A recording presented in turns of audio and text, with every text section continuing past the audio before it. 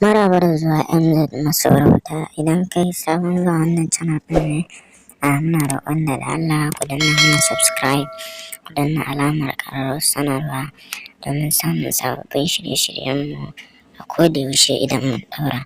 Mun gode, mun gode. Fina-finan da za su fito yau kenan, a cikinsu akwai ɗan dabba cigaban animal kenan. Hima fim ne mai kyau, ya kamata ku kalla.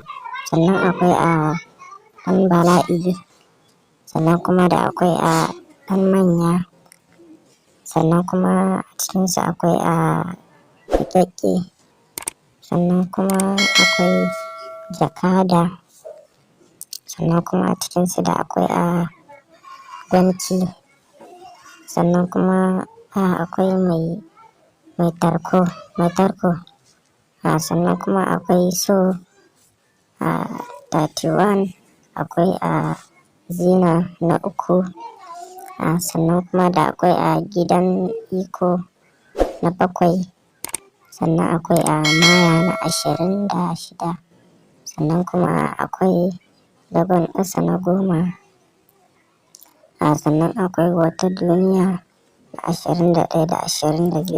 Fina-finan da za su fito yau kenan, a cikinsu akwai ɗan dabba cigaban animal kenan. Hima fim ne mai kyau, ya kamata ku kalla.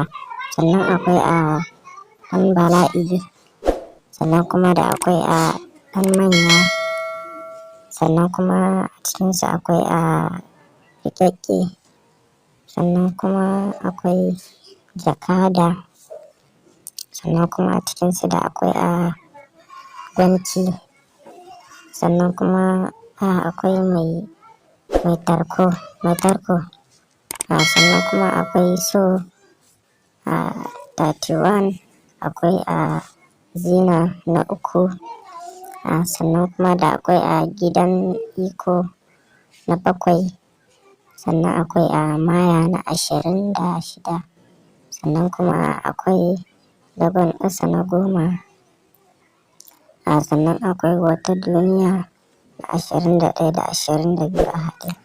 Muna roƙon da Allah ku danna mana subscribe da kuma alamar ƙararrawar sanarwa, ku yi sharing da liking ɗin wannan bidiyo domin liking yana ƙara mana ƙwarin gwiwa. Sannan kuma idan kun danna ƙararrawar sanarwa, duk bidiyon da muka ɗaura da zarar mun ɗaura za ku gan shi.